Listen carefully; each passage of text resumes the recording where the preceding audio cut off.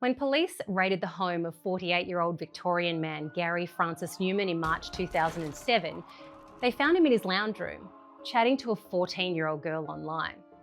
That 14-year-old girl, who lived in Perth all the way on the other side of the country to Newman, didn't realise that she was speaking to an older man, nor did she realise she was chatting to a murderer. For 18 months, Newman had been posing online as a teenage boy named Brandon. Brandon played guitar and was the poster boy for every teenage girl's fantasy. Broody, gorgeous, an American boy who was forced to move to Melbourne, Australia with his family from Texas. Brandon spoke like a teenager, looked like a teenager, but in reality, he was a carefully crafted identity, one of nearly 200 police would uncover, created by a nearly 50-year-old man who used that identity to lure young girls into his web.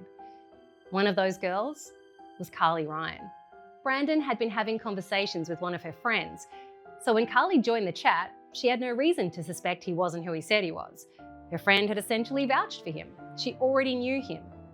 The flirtatious Brandon told Garry all the things a young girl would want to hear, and over the course of their online relationship, Garry asked her new guitar-playing American friend to come visit her at her home in the Adelaide Hills in South Australia.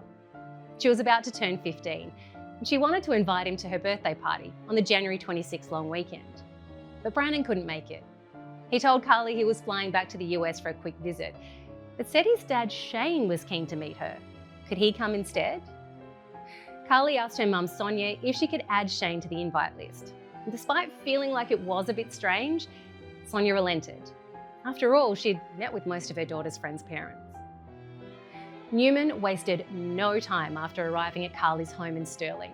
Sonia remembers feeling like he was a creep from the outset. Trusting her instinct, she demanded he leave, emailing him afterwards telling him never to come near her daughter ever again, warning him if he did, she would call police. Sonia didn't know then, but Newman had bought her 15-year-old daughter items of sexually provocative clothing, and he was angry that he didn't get to live out his twisted fantasy. He had come so close to getting what he'd been working 18 months to secure, so he returned home to Victoria, where he hatched another plan to capture his young victim. I'm Claire Murphy, and this is True Crime Conversations, a podcast exploring the world's most notorious crimes by speaking to the people who know the most about them.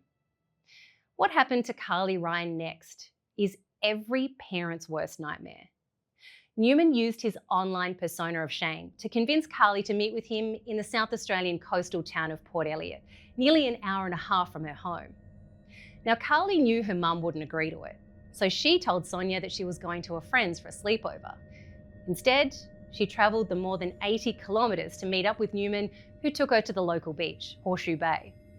They sat in the dunes, away from any prying eyes, Newman giving Garry a joint to smoke before getting his revenge on the 15-year-old for forcing him from her birthday party. He took a rock and smashed it into Garry's head. He then pushed her face into the sand to suffocate her. After he was sure she was dead, he began to walk away. But just as he did, Garry coughed. It would be the last thing she did before she was dragged into the ocean and drowned in the shallows, her body found floating face down when Newman had left her.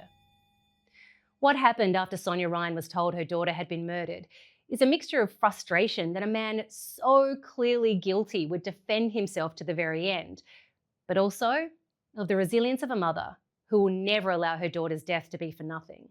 Sonia Ryan joins us now, and if you do want to support the Garry Ryan Foundation, you can find a link to it in our description. Sonia, thank you so much for spending some time with us here on True Crime Conversations today. We are going to talk quite a bit about your life's work since the passing of your daughter back in 2007. But I guess where we wanted to start today is what happened to you is everybody's worst nightmare, every parent's worst nightmare. I am the mother of a 10-year-old daughter. Even sometimes reading back Garry's story makes me feel anxious and unsettled. And I wonder how you felt in that moment when police told you what happened to Garry, because I can only imagine I would have just exploded into 1,000 pieces, never to be put back together. How did you react in that moment? Well, I think initially you know, we were looking for her because she hadn't turned up at her friend's house as she was supposed to. And so we were in this kind of panic, you know, and when police started rolling in the back door, I just thought, this seems a bit strange. And even when, you know, as I started coming in the door, I saw one officer had a tear running down his face. And in that moment, I was like, what on earth is going on? You know, this, you can imagine, you know, we're just at the beginning of the internet. We're, you know, just really connecting. Smartphones are just coming in. So, you know, this crime type had never happened in Australia before. So, you know, there is no there's no preparation. I'll start that again. There's no way to prepare for hearing that kind of news from a police officer. So detectives walked in and said that they'd found the body of a girl matching the description of Carly. And I just remember thinking, what do you mean a body? You know, and so, you know, you just go into shock. You go into incredible shock, and every part of you, I guess, really dissolves on the spot. You know, your conditioning, layers of yourself just kind of fall away, and you're left in a very raw state. And it was kind of stepping into a horror movie. That's probably the best way I can describe it, because nothing prepares you for hearing those words. But then people forget that's just the very beginning. From that point, it's identification. It's, you know, the worst possible experience that I would hope nobody has to go through.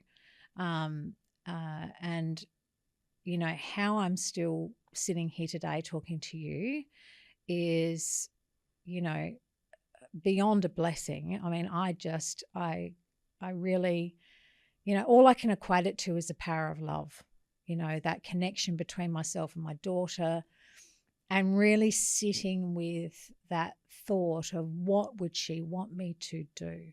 You know, what do I do in this situation? And it's really the minute by minute of existence. Because to go any further than that, the mind can't comprehend it. So, you know, the body goes into extraordinary shock, terrible trauma, and you kind of just existing in this no man's land. That's really the best way that I can describe it to listeners. It's kind of, you enter this void, and it's almost as if time stops, and you're just kind of watching the world spin around you, and time keeps on ticking, but you're just in this very disassociated, strange place. And all the information that's coming at you from detectives, and then we have the media, you know, banging on the door at 6 o'clock in the morning every morning, and not being able to open the curtains at home because, of course, Carly was the first girl murdered by an online predator in Australia. This was, you know, a shock to the nation. And so everybody wanted to report about it. But of course, this was not a story. This is what I was living. And, you know, the fallout, you know, beyond that moment, the tidal wave of trauma and the continuation of additional trauma was something that will never leave me. It was, you know, beyond horrifying. You know, I didn't only lose my daughter, which I adored, but, you know, her brother lost a sister, her family lost her friends lost her, you know, the fallout from losing her was horrific, and just the circumstances in which it happened were, you know, really, I just still today don't have the words for it. And I still, in the work that I do, just sometimes can't believe that this is my reality. And, you know, again, I just have to focus my whole attention to really the work, the end focus. And again, coming back to thinking about what Carly would want me to do, and that is to make sure that what happened to her doesn't happen to another innocent child. For no other parent to have to stand behind a curtain and identify their beaten child. You know, it's a horrible thing to speak about, but this is a reality of what this crime looks like. You know, and it's not only myself, but it's the detectives working on cases like this that suffer, that have to, you know, view terabytes of child abuse material. The investigations they do are just awful. You know, so in general, you know, it's a topic that most people just don't even want to, you know, talk about, least of all hear about. But, you know, I've made it my mission to talk, to bring this subject to light and to bring it into the light, so to speak, so that we can, you know, prevent this from happening to other kids. But essentially, the trauma was really bad. I think it took me about 4 years to even come to any kind of acceptance that it even happened. And thankfully, I was shipped off to a Buddhist temple in France in the mountains and met with the author of the Tibetan Book of Living and Dying and the Dalai Lama and his team. And I'm not particularly religious, but that really helped me because there was no distractions and I had to sit with the pain of it all. And, you know, I think listeners could probably relate to when we feel pain, what do? We look for distraction, right? We look for anything to do but feel it. But that is the worst thing you can do. You know, I really had to sit with the pain. I had to sit with it and feel it and let it run its course. And honestly, I truly believe that because I did that and didn't self-medicate, I didn't drink alcohol, I just kept myself really clear. I think that honestly, that's why I'm alive today. Because, you know, even though it was the most horrendous journey, and it was just, you know, unbelievable waves of terror and pain and just that separation anxiety from her, you know, the thought of never seeing her again. It was just, oh my gosh, it was just, you know, how do you put it into words, you know? And again, I hope that anyone listening never has to go through anything like it. But, you know, coming away from that retreat in France, gave me the ability to be able to ground, to be able to be with myself, to be able to transform the trauma into a way of being able to benefit others and help others. It gave me the ability to learn meditation, which again saved me, being able to be present, to be in the moment, to, you know, again, sit with that pain. And you know, it just gave me this real tunnel vision focus to do everything I could to change the online safety landscape in Australia and beyond. Well, we'll talk about that in a second because the Carly Ryan Foundation has achieved some remarkable things. But I'm so interested to know how you have viewed in the time since your daughter passed, because as you mentioned, this had never happened before. There was no precedent to set this by. And, you know, we're talking about the time of MySpace, you know, where we hadn't really gotten the platforms that we now all use today. But over these years, you would have seen these social media platforms and others become more and more and more a part of young people's lives, and seen how they are more welcomed into children's homes, into their bedrooms. Like, how do you view that creep of these social media platforms into young people's lives when you know how dangerous it was for your daughter to be exposed to them? You know, smartphones really evolve and connectivity evolve and apps evolve. It was really, you know, trying to find solution and balance for the community. So, you know, how can the community use social media or use the internet in a positive way? And how can they do so whilst putting a shield of protection around their children? The internet wasn't going anywhere. It kind of took off, and unfortunately safeguards weren't put in place, and the reality is that big tech, their focus is profit and privacy. And they want young people to be on their sites. They want them to be endlessly scrolling. They develop them to be addictive. And so we're really up against it as a nation, as a global nation, to be able to manage these, little devices that our kids have got in their pockets and have access to everyone and everything at their fingertips. And I think just people underestimate the reach they have, and also the ability for people with the wrong intentions to access their children. So, I attended the very first online safety summit in Canberra in 2010. I advised on the legislation to open the Australian office of the E-Safety Commissioner, and slowly we started to see online safety education sort of an awareness sort of spread out through the community. And the very first thing I wanted to do when I incorporated Carly's legacy, the Garry Ryan Foundation, was to create an education program for schools, and that was called Project Connect. And so that was really important to me, to get in front of kids, but also to not terrify them. Because, we've got to remember, it's not the internet that's bad. It's not potentially, it's not some of these services that are particularly bad. It's the people using them.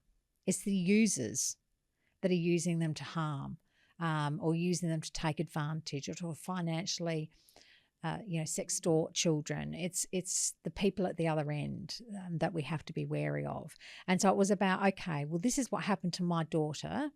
And we want you to have positive experiences, and we want to build your protective behaviours, and we want to build your resilience so that we can reduce the risk of this happening to you. Because if you're aware of how criminals are accessing your information and accessing you, and the tools they use and the techniques they use, if you're aware of these things, then you're less likely to become a victim. And if you do become a victim, or you do see or hear anything online, then you know where to go, you know where to report, you know who to come to. You can come to the Garry Ryan Foundation, Office of the E-Safety Commissioner, the ACE, the Australian Centre to Counter Child Exploitation. So we've come a long way since I've lost Carly, but it has been a very rigorous journey of advising the government on a national and state level, advising on legislation, and just really doing what I can to, I guess, put up some kind of roadblock so that those predators and criminals are less likely to be able to reach an innocent child. Our kids are so, vulnerable, and, their priority is to be a part of something, to feel wanted, needed, to be a part of a community, to feel that they fit in, and be part of that community. So, that's their focus, and it can particularly make them vulnerable if they have low self-esteem, or if they have, any kind of issues, then they're more likely to, get online and ask people for opinions, or, they may be more vulnerable to that, unwanted contact. And that's really a tool that criminals use to get in. They look for vulnerabilities of a young person and try and fill that gap, try and fill those vulnerabilities. And so, this is, I guess, just a very small way of, having the community sort of understand how criminals operate, which then gives them the ability to, put up those protective barriers. So the Project Connect education program has been great. It runs nationally. We're a trusted e-safety education provider. And, that's been really successful, but also just creating awareness. People don't want to talk about this crime type. When it comes to child abuse or online child exploitation, people just think, oh, that doesn't happen in our community. That won't happen to my child. This is a horrible subject. I don't want to talk about it. I mean, before the internet came along and children were exploited offline, it still wasn't spoken about in the community. Mm. You know, it's been an issue for centuries. And so really it's people like me who are really shining a spotlight on this crime type and asking the community to face this and for us to come together to fight it, you know, and do what we can to protect our kids, because all children have the right to get online and have a positive experience and use services for, you know, connection, for education, for, you know, being able to access, you know, really great mental health services or whatever it may be, without having to be concerned that they're going to get a DM from some creep or, you know, being asked for nudes, you know, on an app or a messaging app or whatever. So, Let me go back to 2007. After you said the police had told you that they had discovered a body that matches Carly's description, and you've come to the realization that your daughter has actually been murdered, did you suspect the man that had been in your home? You'd met Carly's killer in the weeks mhm. beforehand. Did you have your suspicions back then Oh that he yeah, might be responsible? yeah, yeah. Well, because I kicked him out of our home when I Mm. realised that something wasn't quite right. Did my mind go to a murderer? Absolutely not. My mind went to somebody's creepy dad who was acting a bit strange. I mean, our whole family was in the home. You know, so it wasn't just myself and Carly. It was coming up to her birthday and everybody was there. And, you know, these types of people put on a facade. But I just saw, I don't know if you'd call it a mum's instinct. There was just something not right. A couple of times the way that he looked at her, he didn't particularly sit near her or anything like that, but it was just something that wasn't right. And of course, we now know that he was operating the, you know, profile of the so-called teenage boy, so that Carly could talk to whom she thought was Brandon, this young teenage boy. And when Carly wouldn't take the call, because of all her friends were there, her family was there for her birthday, he got really mad. And that's when I, you know, basically said, you need to leave this house, you know, and I guess as soon as police came in, there was nobody else. I mean, Carly, we had a very close, you know, family, community. She had loads of friends. You know, we lived in the Adelaide Hills, really beautiful community. There was no one else. It was the only person that I could think of when I spoke to police. She has been speaking to these people online, you know, and then gave them all the details because, of course, when he came to the property, I asked for identification and I took his registration number, thankfully. Mm. Even though the identification he gave me was fake and he was wearing a fake security guard shirt, and his, you know, everything about him was fake. I still took down those details and just, you know, I just thought I was meeting one of her friends' dads, you know. And looking back now, I think, gosh, you know, and a lot of people, I mean, would probably think, well, why would you let, you know, this guy turn up to your house? Well, he portrayed himself as the father of a teenage boy, just like all of her other friends who had parents. There was nothing out of the ordinary of, you know, meeting teenagers' parents, whether they be in-state, out-of-state. You know, we had other friends that were interstate. And so, you know, this is Brandon's dad. You know, I really want you to meet him, Mum. You know, he's a really nice guy. And it's essentially something we're encouraged to do, Yeah, right? When our yeah, children are interacting with other yeah, children whose homes they might end up going to, yeah. you're encouraged to meet their And parents, just to know them. completely oblivious because, you know, Mm. we do actually we tend to in Australia have quite a victim blaming mentality. And there has been, you know, some pretty cruel comments around Carly's passing around, you know, well, what was her mother thinking? Or, you know, but people just forget to understand, I think, that when your mind doesn't operate in that way, when you are an open person and a loving person, you don't sit around thinking that somebody you meet on the street could be a killer or, you know, somebody's parent, so a child's parents' house that you send your child to for a sleepover is potentially a pedophile. Our minds don't go there because we don't exist in, our reality is not based in that kind of reality. Does that make sense? So it's not the thing that we're led to first believe of the people we meet, right? No, and you always try and see the best in people. I mean, that's how I was brought up. So you always give people the benefit of the doubt. Oh, well, maybe he was going through this and that's why he behaved like that. Or the mind tries and rationalizes sometimes behaviors that probably aren't so great, right? We all do it. And so, honestly, we were like, I felt like Carly was like a lamb to the slaughter. Like she was just so open and loving and loved everybody and believed in everyone. And that's what he used to manipulate her, to get her to meet him without telling me. He used her kind nature, her loving nature, her forgiving nature to lure her. And that was part of the cruelest part of this, is, that belief Carly had that she was talking to this young teenage boy who adored her. She had been speaking to him for 18 months. This wasn't an overnight thing. He'd check in, how's your homework going? How's your mum? How's your family? Like being invested in her day-to-day life, encouraging her. These are the tactics that we now know criminals use to groom children. But back then, I had absolutely no idea. All I saw was a boy at a computer typing in our kitchen to her on chat.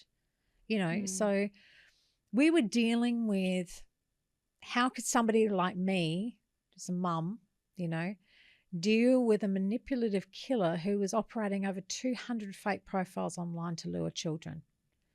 He tried to meet somebody in the US, in Singapore, and then, of course, met with Carly. And so I was no match for somebody so manipulative and cunning. And, of course, Carly was not either. She was a child, and she was influenced by an adult, and, it's easy to look back and go, well, what if, or why didn't I see this? Or you can't do that because, you're dealing with a situation that is so out of your, reality, your day-to-day reality, that you just, like I said, still to this day, I can't even believe that sometimes this is my reality, and that Carly, of course, lost the most. I'm still here. She's not. She didn't get to experience her life to know what true love really is, what it's like to have a family, to experience this gift of life that we're all given. And so she lost the most. And I really think that, it's my duty to do everything in my power to make sure that we're protecting young people online. And when we're dealing with criminals who are using the internet to exploit children, that we are coming down hard on them with legislation. And, doing everything we can to protect the community, because far too often, and you would have seen this through the work that you do, I mean, how many times does somebody offend against someone and the next minute they're out on the street again and then reoffending, and, we really have to do something about that and do more, I think, to protect young people in this country. Well, you mentioned there that he was operating more than 200 profiles and speaking to young girls all over the world and across Australia. And it didn't, in fact, take them very long to track him down and find him. And they even found him in mid-chat with a 14-year-old girl when they finally arrested him. So there was quite the mountain of evidence against him. But how did it make you feel when this finally gets to court and he pleads not guilty? Oh, it's just ridiculous. And you know what? I knew that the truth would come to light because it always does. And he just lied so much that when people lie, the lie over the lie over the lie, eventually they'll slip up, right? And I just had this intuition. I just had this I don't know, ability to kind of sense that it would come to light, the truth would come to light. Part of having that level of trauma, and one of the things that the Buddhists actually talked to me about when I was in France, was when you are in that much deep trauma and you are in that groundless grief, you actually have a real sense of connection and clarity.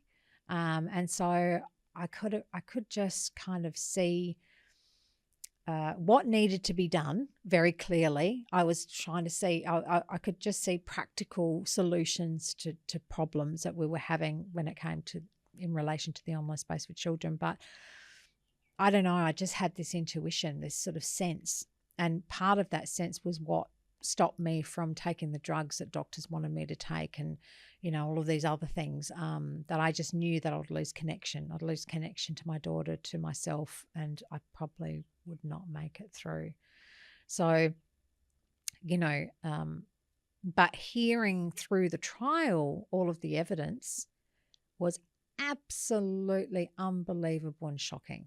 I mean, like I told you in the beginning, it was like a horror movie. You can't imagine that somebody would exist, you know, day in and day out, within fake profiles, conjuring up, you know, ridiculous stories, making up fake families, you know, operating all of these profiles at once, trying to lure young girls. And he had a history of, you know, abusing women. So, you know, and that's also too, thinking about the humanity of all of this, and how another person with a beating heart could even do something like that to another, let alone a child. So, you know, for people like you and I who, you know, are sort of loving and genuinely care about other people, it's very difficult for people to understand, you know, how others can do this. And often I think too, people think that people like this can potentially be rehabilitated. Only managed. So Gary Newman was sentenced to 29 years minimum for what he did to your daughter. At the time, you said that you were convinced, had he not been caught out, that he would continue reoffending. Oh, absolutely. Until such time as he was caught. Absolutely. Yeah. I've never seen somebody so vile, you know, and just so vindictive, and just, I mean, I don't know what happened to him, you know, through his life, but to become so vicious towards women and girls, and, you know, I guess again, people like you and I you can never really understand how the mind of a killer works, and you would never want to, right? But my hope is he's never released. And if he is, I mean, we were part of advising on the release on licence bill in South Australia, which prevents the release of serious offenders back into the community. So, you know, that's something I don't even want to think about. Talk to me about the Garry Ryan Foundation. Where do you find yourself in that aftermath well of grief that you were talking about? At what point do you think I need to make this purposeful? Really early on. I was just in this panic. Oh gosh, if this has happened to Carly in South Australia, then she's not going to be the first child that's going to be targeted like this. This is just the beginning. And so I was like, oh gosh, this is urgent. We've got to do something to prevent this from happening to another child. So immediately I thought, okay, what's the best way to do this? Okay, so let's incorporate a charitable organisation. Let's register it as a harm prevention charity. And what are the focus areas going to be? What's the mission going to be? And essentially that would be to prevent, you know, online harms. And then again, because there was just no online safety education at all, it was all about, okay, we've got to create an education program. We need to get this looked at by educators. We need to, you know, start putting this project, Connect education program, out to schools. And then I need to start getting on the government's back about the fact that technology had taken over, and that legislation had not caught up with current technologies. So how was it possible for Newman to fake his identity and age to a child online and then try and meet up with her? And when I did suspect that something might be up and I talked to police about it, they couldn't do anything because he hadn't committed a crime. Right? So where were the gaps in legislation? How could we fill those gaps? And how could we effectively create awareness in the community without instilling fear into everybody? You know, again, it's that fine balance of, you know, we don't want people to be, you know, just totally freaked out and not letting their kids access educational material or, you know, speak to their family overseas or whatever it might be. So, you know, I just had to really think about those focus areas and then just make a plan and then just go for it. And so that's what we did, and just started presenting in schools really quickly. And because I was there as her mother, of course, that created connection with students. So students were like, well, Carly could have been my sister. She could have been my friend. The young boys would get really protective of the girls. And, you know, they'd all want to become Carly's advocates. And so there was this real movement, you know, and it was really quite amazing. And what happened and what we didn't expect to happen right at the beginning was, you know, sharing what had happened to Carly, then all of a sudden young people would come up after the presentation and disclose, this has happened to me online. Somebody had asked me if I'd send them a nude. This person's making me feel frightened. I just got shown pornography and I'm terrified. What do I do? Or I'm not getting enough likes and I'm anxious and I don't know how to handle it and it's really affecting my life. You know, it just went crazy. And so, you know, obviously we had, you know, the appropriate reporting mechanisms, the disclosure forms and, you know, helping schools connect to, you know, adequate mandatory reporting resources. And, you know, it just really just took off. And I really think sharing what had happened to Carly created that connection. It created connection for students to feel like they could just come and talk to us. And it helped parents and young people reconnect. So kids all of a sudden understood, hey, my mum and dad are not just being nosy and trying to stop me having fun online. There are actual dangers out there. And, you know, with us sort of helping them with dialogue to have with their children, kids could begin to understand that their motivation, their parents' motivation was love and care for them. And that they just wanted to have conversations about, okay, if you hear or see something online that makes you feel uncomfortable, please come and tell me so that we can work what we're going to do together. And if we don't know what to do, we're going to go to the Carly Ryan Foundation and they're going to help us. You know, so that really just took off through communities. And of course it was just word of mouth as well. So, you know, as each school talked to another school community, then we just got booked out, and we're booked out constantly, you know, months in advance, which is fantastic. And, you know, really from there then became the legislative work, and that's where I authored Carly's Law.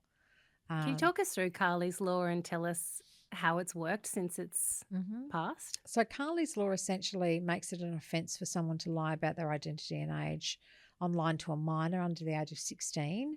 And the federal version that passed in 2017 is a little broader. The state version in South Australia is stricter, which includes preparation to meet. So essentially it helps police to arrest in the grooming process. And what that does is the idea behind Carly's Law is being preventative, not reactive legislation, right? So we don't want to a lot of legislation deals with the problem once it's happened. Well, then we've got a child in trauma or worse, they've lost their life. So what we wanted to do was give police the ability to arrest before a crime had happened, and then they're able to lay additional charges on top of Carly's Law. And the Australian Federal Police said essentially it's been like gateway law. It gets them in the door. They'll get in the door. Often then they'll find terabytes of child abuse material on computers or other evidence, and then they can lay additional charges. But they have stopped. They've prevented the meeting. And, you know, investigators often take over the accounts of children and pose as those children with offenders online. And so, you know, it's been really, really useful. And it was the first law of its kind in the world that was, you know, this preventative nature rather than reactive. And so the UN contacted me and talked to me about getting it into the criminal codes of as many countries as possible. And that kind of set me on my global journey, you know, to the UK, to America, to New Zealand, to, you know, all over the place from there. And then COVID hit and we were all kind of stranded. So I just went to the Minister for Home Affairs and said, let me out of the country, I've got work to do. So I just shot off to America and the rest is history. As we might add, Sonia has actually just returned from an overseas flight to sit in this studio and talk with us today, Yes. which we are very appreciative of. She's concerned about the jet lag, but we understand it's all part of your... Yes, if I look a bit rough, that'd be why. I know that this has taken you far and wide and you've achieved so much in the past few years, but how does Sonia the mum continue on as well? Because Carly's not your only child. You have a son as well. Mm-hmm. How do you continue parenting in the wake of that sort of devastation? What kind of mum did that turn you into? Very, very difficult. And, you know, my son has been deeply affected by it. You know, thankfully, he just had, for such a young boy, had this ability to really connect to what he needed to do to be okay. He and Carly were really close. And again, I would sit with him and say to him, what do you think your sister would want you to do? Like, tell me what you think she'd want you to do. And he would sit there and say, well, try and live. Mm-hmm. That's you need to live for her and make her proud and show her who you are and what you're capable of doing. Well, he just went to the gym. And, you know, that's the way that he dealt with his grief and pain. And it was the best thing that boy could have ever have done. And I'm so incredibly proud of him, you know, for who he's turned out to be. He's a remarkable young man with a real maturity that a lot of young men his age do not have, you know. So I think coming out of the other end of that, you know, is a testament to his resilience and his ability to strive in the worst of circumstances, really. And so, you know, I think, again, coming back to that connection between us and really focusing on what Carly would want to do. If it was a reverse situation and something happened to me and she was here, what would I want for her?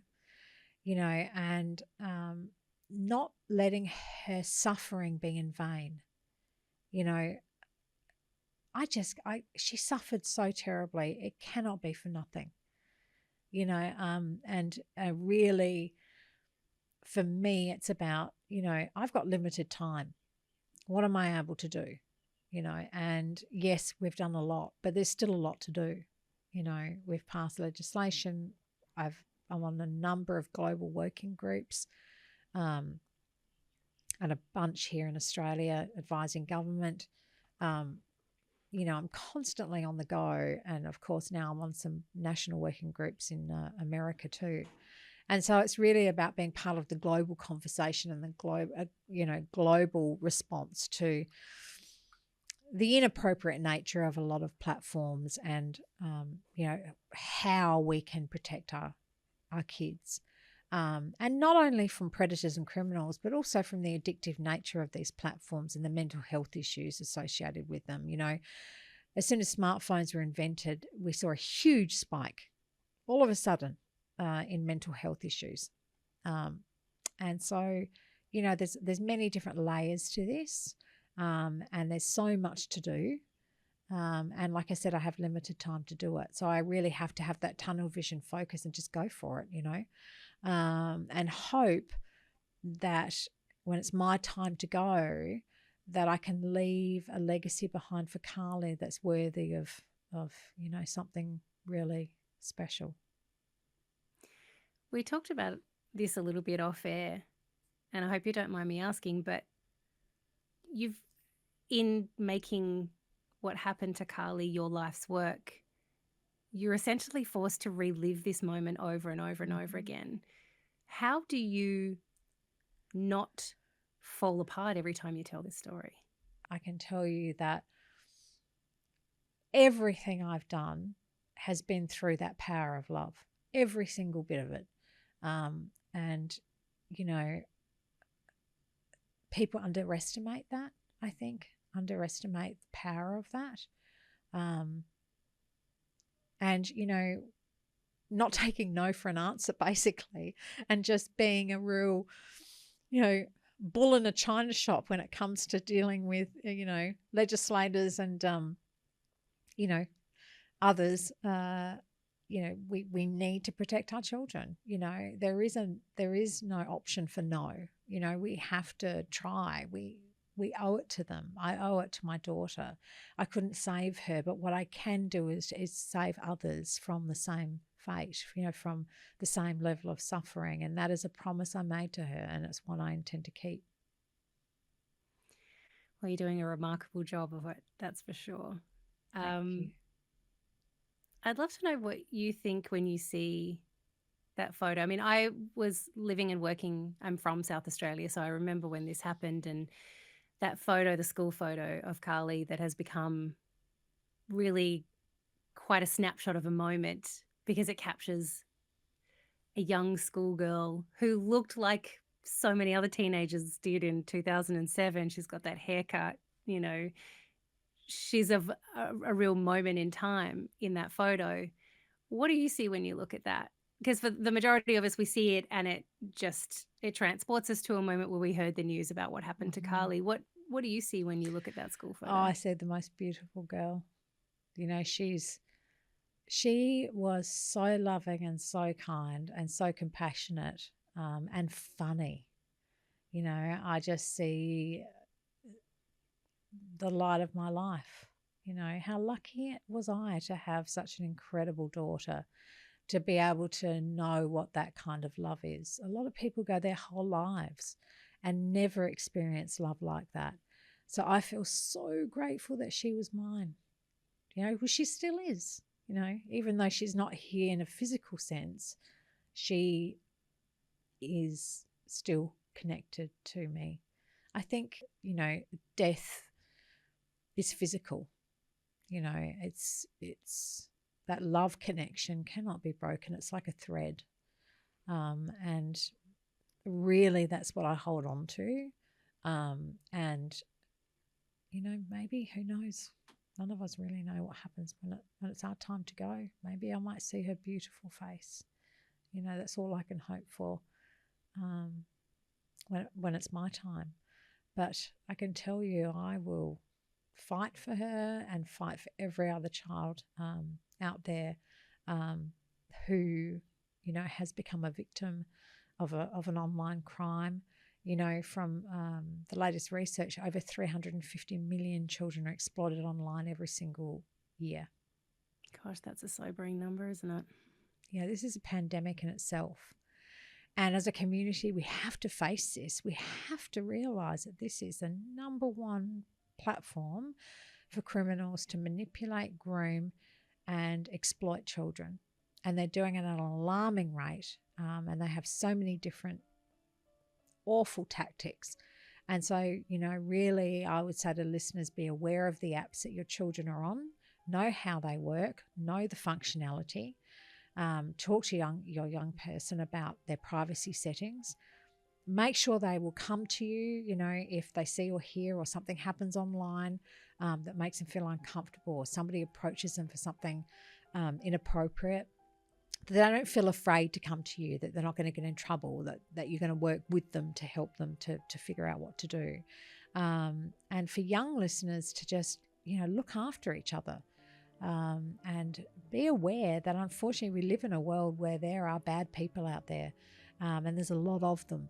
And, so look after each other too, and I really think a lot of the time, from our research shows that young people disclose to other young people. So, if you're a young person and one of your friends has mentioned something to you, do something about it. Reach out to us, or, reach out to somebody who could potentially give some advice.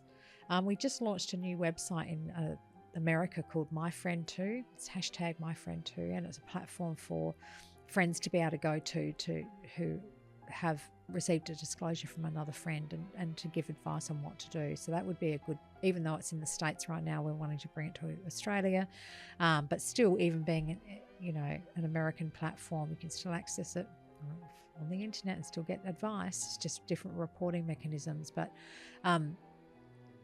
that's the sort of thing that we need to offer our young people, and also to listen to them.